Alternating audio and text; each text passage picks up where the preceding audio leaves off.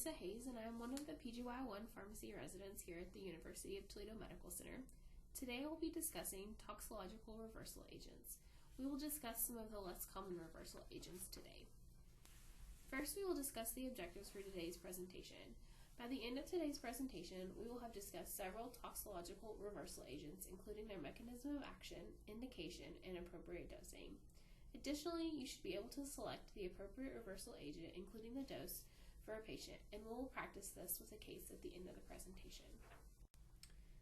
This is the outline of agents we're going to discuss today. We'll be talking about flumazenil, protamine, physostigmine, glucagon, hydroxycobalamin, and famotidine.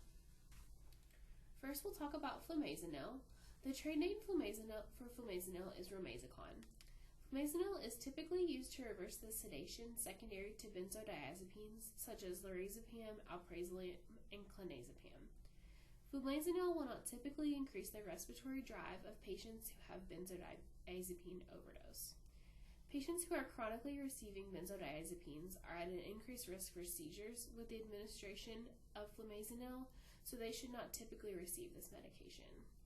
Patients with mixed overdoses are also not good candidates for flumazenil due to the risk of possible seizure. Flumazenil works by competing with the benzodiazepine in the body for binding at the GABA benzodiazepine complex and prevents the action of the benzodiazepine for continuing.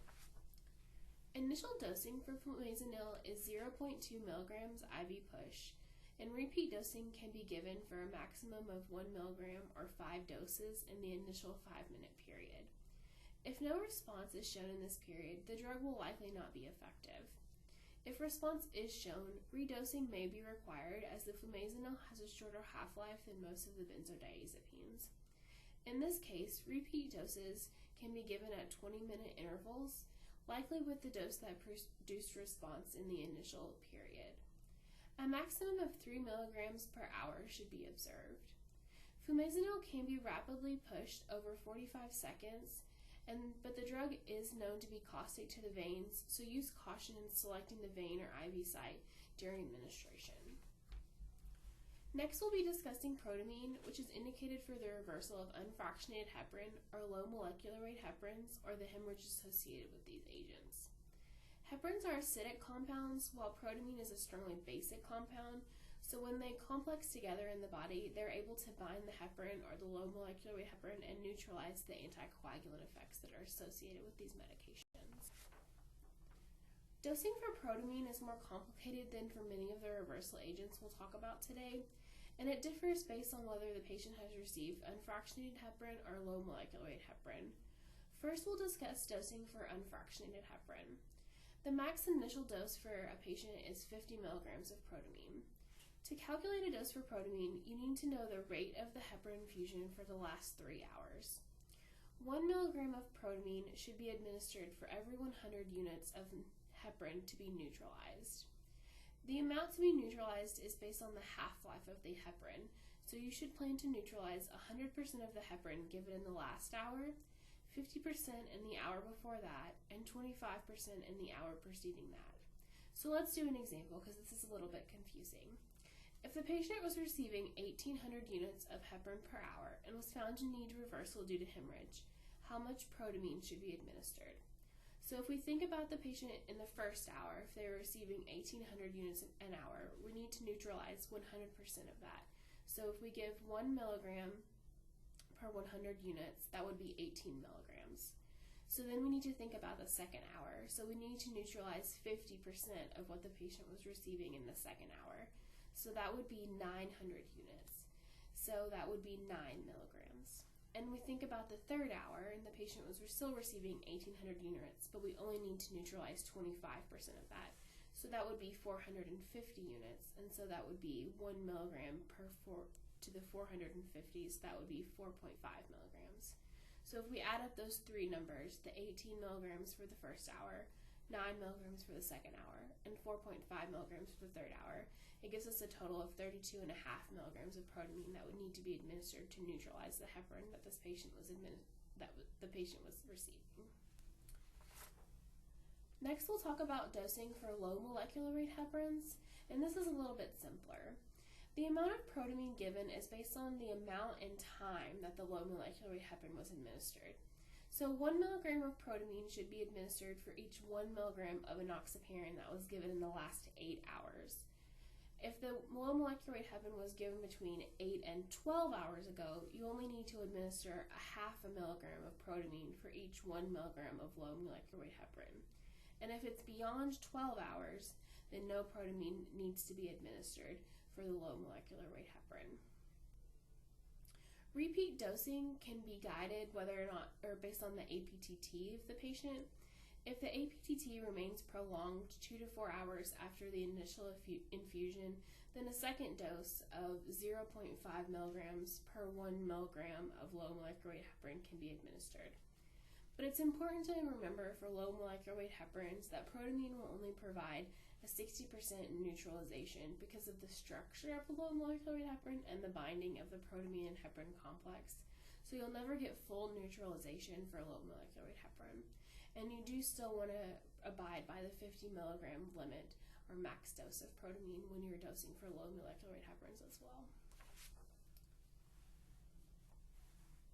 So protamine can be administered as an IV infusion in either dextrose or normal saline, or as a slow IV push over 10 minutes. And protamine begins to work within 5 minutes and it lasts up to 2 hours. And repeat dosing has been previously described and is usually based on the APTT results.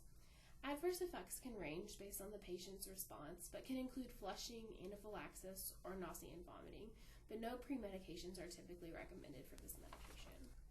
Next, we'll be talking about anticholinergic overdose. So, anticholinergic overdose can happen as a result of many types of medications, and we'll be talking about those on the next slide. But signs and symptoms of anticholinergic overdose can be wide and varied, and they can be remembered as the mnemonics that I've mentioned here.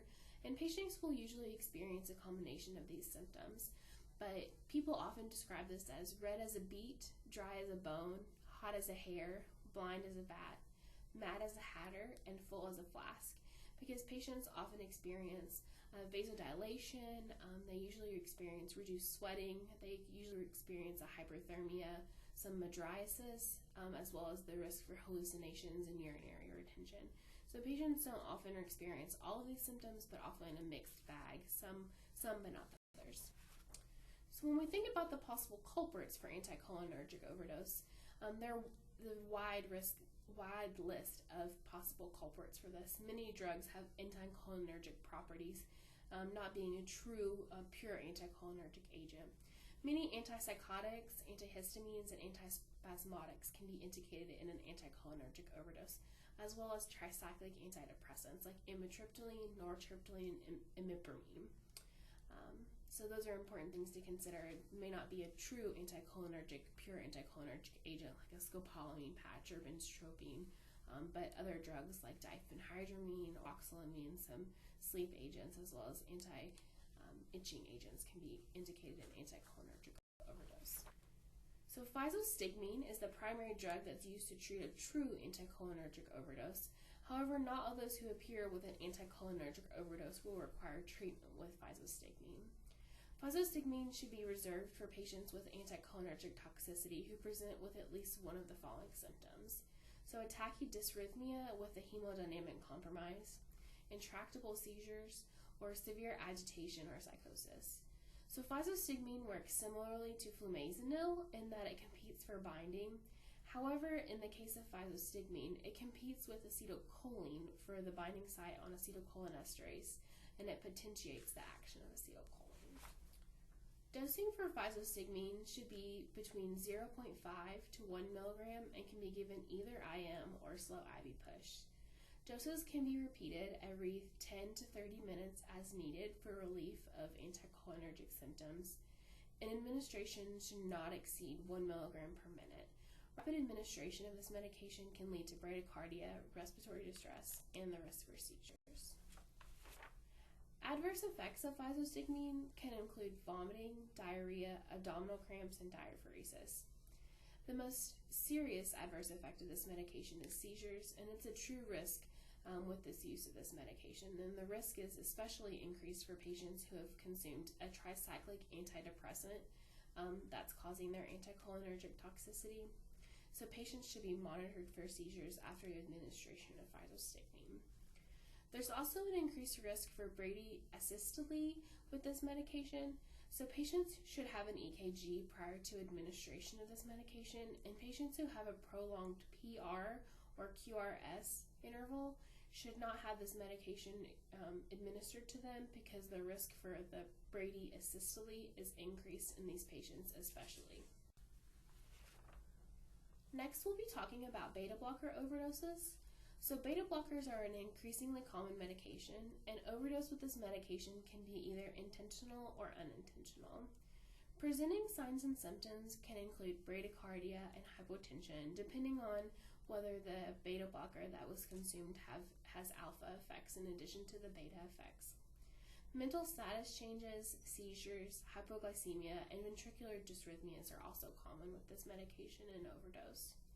Patients most often will become symptomatic within 2 hours of consumption of the overdose, and the majority will have symptoms by hour 6 if they're going to develop. Exceptions to this rule include sustained release products simply due to the pharmacokinetic release of the product, and sotalol because sotalol has a prolonged half-life.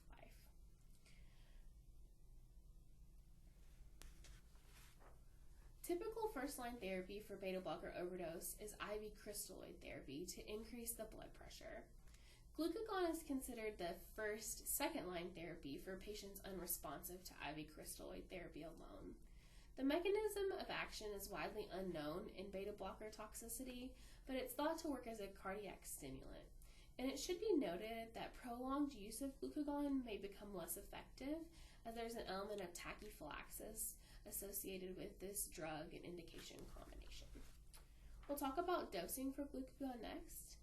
A bolus dose of 3.5 to 5 milligrams of glucagon can be used to determine if a patient will be responsive to this therapy. So when we look at determining response, we'll think about whether or not the patient's heart rate or blood pressure were increased with the use of the bolus. If there's no response within 10 to 15 minutes, you can attempt a repeat bolus to see if there'll be any response with that. If there's no response to these 2 bolus doses, it's unlikely that the patient will be responsive to this therapy and will need to explore other options like pressors. If the bolus therapy does provide benefit with an increase in heart rate and blood pressure, then a continuous infusion of 1 to 5 milligrams per hour and titrate to effect can be used. When you're administering bolus doses of this medication, they need to be given slow IV push. And most nurses will be familiar with this medication, using it for increasing the blood sugar, and most often it will be given via another route, not necessarily IV, but giving it either IM or sub-Q. And so it's important to note that this medication will be given IV when we use it for a beta blocker overdose. Nausea and vomiting is very common with glucagon use, and prophylactic antiemetics such as Zofran or promethazine are recommended. Choosing which agent can be dependent on the patient's airway status. Other therapies such as calcium or a combination of insulin and glucose are sometimes recommended. It's important to note if that your patient responds to glucagon, these therapies are not usually recommended, and you can continue just with the glucagon therapy. You don't need to continue to progress with those other therapies. However, it is warranted to make sure that you keep your patient's calcium in the normal range. Next, we'll talk about cyanide poisoning, and the most common cause of cyanide poisoning is a fire, as cyanide gas can be released from the burning of household items like furniture. The presentation of cyanide poisoning is very similar to that of carbon monoxide poisoning. Cyanide concentrations can be obtained from the serum, but they're not immediately useful because they're most often sent out labs. However, it is important to consider obtaining a lactate level. Lactate is often elevated in a patient who has cyanide poisoning, so this can be a useful lab to obtain on admission for a patient who has suspected cyanide poisoning. Hydroxycobalamin is a preferred agent for the treatment of cyanide poisoning, and it's preferred over many other therapies that have been used in the past for cyanide poisoning because it doesn't induce methemoglobinemia for a patient. And it's typically used in conjunction with sodium thiosulfate for the optimal treatment of cyanide poisoning. So the way that hydroxycobalamin works is it's the hydroxylated form of B12 or cyanocobalamin. And it binds one cyanide ion by replacing the hydroxyl ligand linked to the trivalent cobalt ion to actually form a molecule of cyanocobalamin. So essentially what happens is you form B12 and you're able to bind the cyanide with that, and it's eliminated renally. So the recommended dose of hydroxycobalamin is 5 grams, that's given over 15 minutes. And the max dose is 10 grams, as a repeat dose can be considered in some certain situations if a patient doesn't respond to the initial 5-gram dose. The powder should be diluted with 200 milliliters of the appropriate diluent. You can either use normal saline, lactated ringers, or dextrose. And the final solution should be a dark red once it's reconstituted. Adverse effects that you should expect to see is the erythema of the skin. The skin will appear a red color, and this can actually persist for up to 1 to 2 weeks. Additionally, the hydroxycobalamin can interfere with several lab tests, so you should anticipate drawing an adequate amount of blood for a lab test prior to administering this medication so that you have adequate blood that's not going to interfere with lab tests before you do that. The two other adverse effects that patients may actually experience are hypertension and headache, so that's something to anticipate once you administer the medication to patients. So this is a photo of the cyano kit that you'll see. So the important to know that you'll be provided everything that you need except the diluent. So you'll just need to provide one of the appropriate diluents to be able to reconstitute this medication and administer it to your patient. They do provide a reference guide when they brew the kit, and so it helps you put everything together appropriately. The last poisoning and toxicological reversal agent that we're going to talk about is ethylene glycol, and the reversal agent is fomepizole. Ethylene glycol is typically found in antifreeze, and there are 3 typical stages of ethylene glycol poisoning. And the first happens in the first 4 to 12 hours after ingestion, and this is typically termed the CNS depression phase. And what happens is you see episodes of metabolic acidosis. You can see patients have seizures, coma, cerebral edema. Patients may or may not present with Kussmaul breathing. And patients may actually appear to be more intoxicated with ethanol, and this can often be missed for an ethylene glycol poisoning. Stage 2 is a cardiopulmonary toxicity phase, and it usually happens between 12 and 24 hours after ingestion. Patients often present with tachycardia, tachypnea, pulmonary edema, and can even present in shock. And stage 3 happens 1 to 3 days after ingestion. And this is the renal toxicity phase, and patients most often will have oliguria, elevated serum creatinine, and this renal toxicity may be irreversible. So fomepizole is the agent that's used for reversal of ethylene glycol poisoning. It blocks the formation of the toxic metabolites that are formed by ethylene glycol degradation. So by blocking this renal damage, it limits the acidosis as well. Fomepizole is a competitive inhibitor of alcohol dehydrogenase, which helps to prevent the degradation of this drug to the toxic metabolites. Fomepizole does induce its own metabolism, so this is important consideration for dosing, which we're going to talk about. So the loading dose for fomepizole is 15 milligrams per kilogram IV, and this will be an IV infusion. It's not something that you can push, so it'll be an infusion that the patient will receive. Subsequent doses need to be 10 milligrams per kilogram IV every 12 hours, and this is for the first 4 doses after that initial loading dose. And then because of the way that the drug induces its own metabolism, you'll increase the dose back to 15 milligrams per kilogram IV twice a day. And this is usually continued until the patient's ethylene glycol concentration is undetectable and the patient's asymptomatic and their pH has returned to normal. So like I mentioned, the drug has to be diluted to be able to be administered. Adverse effects of this medication can include dizziness, headache. You can see elevated triglycerides, but this is rarely a clinically relevant side effect. So I included this slide. Dosing and hemodialysis is somewhat complicated, and I would just encourage you to speak to your pharmacist or speak to a toxicological consultant about this. This is more important because many patients who have renal toxicities because of ethylene glycol poisoning require hemodialysis. And so while a patient is actively being dialyzed, the dosing of the medication changes. So this slide is here for your reference, but that's important to note that while a patient's actively being dialyzed, the dose does change. So now let's take some time and examine our patient case. So GV is an elderly male who presented to the emergency department with his granddaughter, who's 22 years old. He states he found her taking some of his blood pressure pills today. He states he takes metoprolol after his heart attack, and he just filled his medication for a 30-day supply of 60 tablets, and there are only 30 tablets left in the bottle. The triage nurse comes to you and states that the patient's blood pressure is 93/68 with a heart rate of 48. She's sleepy and unable to answer many questions. She just keeps saying she wants to go home. What is your course of action? So when we think about this is pretty clearly a beta blocker overdose. And so the patient's taken looks to be an immediate release product of metoprolol. So thinking about this, what would be our first line course of action to help treat this patient and their beta blocker overdose? So probably would say crystalloids. So we administered crystalloids to the patient, and you gave a dose of normal saline at 30 mils per kg. But the patient remained hypotensive, and her blood pressure now, the nurse says, is still 90/60. What would be your next course of action? So you consult your emergency department pharmacist, and they recommend glucagon therapy.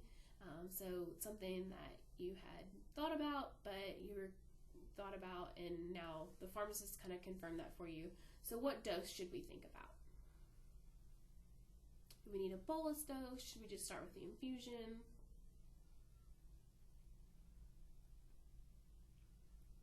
So like we talked about earlier today, it's more appropriate to start with a bolus dose to see if the patient will respond to that therapy before you initiate a continuous infusion of this medication.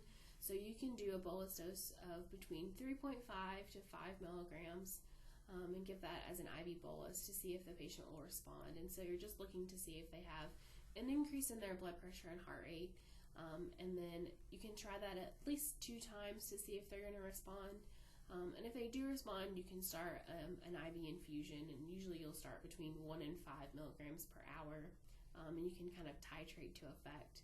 It is important to note that it may not be effective for a long period of time, but usually as long as the patient took an immediate release product, you won't need the glucagon for a long time until you've kind of stabilized their heart rate and blood pressure. So if there weren't any questions about that, the last thing I'll mention is that it's important to call poison control even if you've determined a planned course of action. So poison control uses the funding that they get based on the number of calls they get. So it's important to call, and they may actually also provide other information that wasn't readily available or you didn't run across. So the poison control number is something that it's important to think about calling, even if you've kind of already determined the planned course of action with another physician or a pharmacist, so that's important to think about. And then we've also provided a dosing card for the medications that I talked about today, as well as a couple other medications that you may see more commonly with dosing and some other considerations to think about when you're using those medications, and then obviously with the medication that they would be used to reverse. And with that, I'll conclude my presentation. My contact information is on here. If you have any questions about what I discussed today, please feel free to send me an email. And with that, I will conclude my presentation, and I hope you have a wonderful day. Thank you so much.